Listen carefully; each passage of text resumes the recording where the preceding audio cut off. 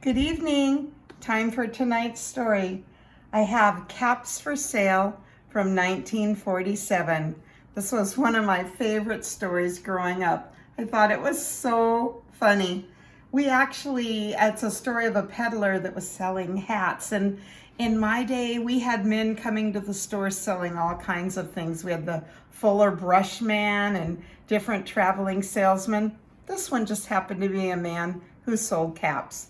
I hope you enjoy it. Caps for Sale. Once there was a peddler who sold caps, but he was not like any ordinary peddler, carrying his wares on his back. He carried them on top of his head. First he had on his own checked cap, then a bunch of gray caps, then a bunch of brown caps, and a bunch of blue caps, and on the very top he had a bunch of red caps. He walked up and down the street, holding himself very straight so as not to upset his caps. And as he went along, he said, "Caps, caps for sale, 50 cents a cap."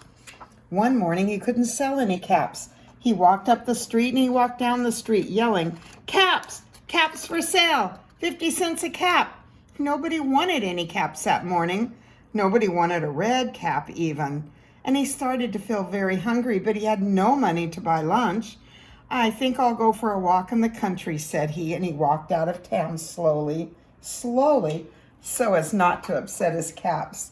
He walked for a long time until he came to a great big tree. "That's a nice place for a rest," thought he, and he sat down very slowly under the tree and leaned back little by little against the tree trunk so as not to disturb the caps on his head. Then he put up his hand to feel if they were straight. First his own checked cap, then the gray cap, then the brown cap, then the blue caps, then the red caps, and on the very top, yes, they were all there. So he went to sleep, and he slept for a long time. Just keep it on the picture. When he woke up, he was refreshed and rested. But look at his head. What looks different? Who can tell? Oh my goodness. Before he stood up, he felt with his hand to make sure all the caps were in the right place. And he felt his own checked cap. But that's all he felt. He looked to the right of him. No caps. He looked to the left of him. No caps. He looked in back of him. No caps. He looked behind the tree. No caps. Then he looked up in the tree, and what do you think he saw? Oh my goodness.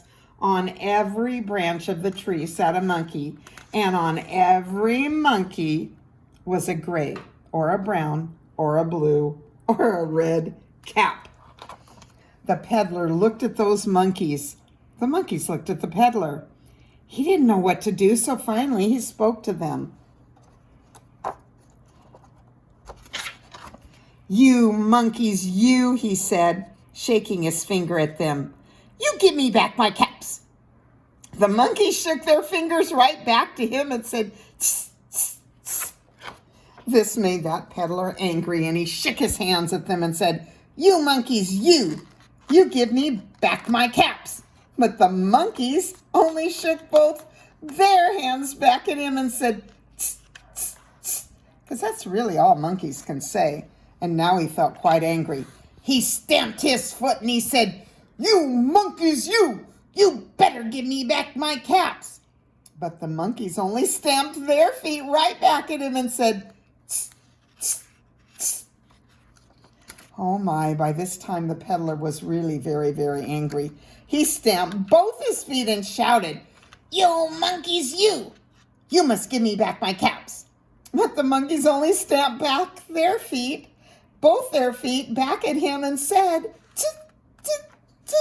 At last he became so angry that he pulled off his own cap, threw it on the ground, and began to walk away.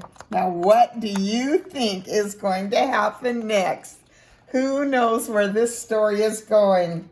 Yes, then each monkey pulled off his cap, all the gray caps, all the brown caps, all the blue caps, all the red caps. They all came flying down out of the tree. So the peddler picked up his caps, put them back on his head, First his own check cap, then the gray caps, then the brown caps, then the little blue caps, then the red caps on the very top. And slowly, slowly, he walked back down to town, calling, "Caps, caps for sale, 50 cents a cap." That's the end of my story.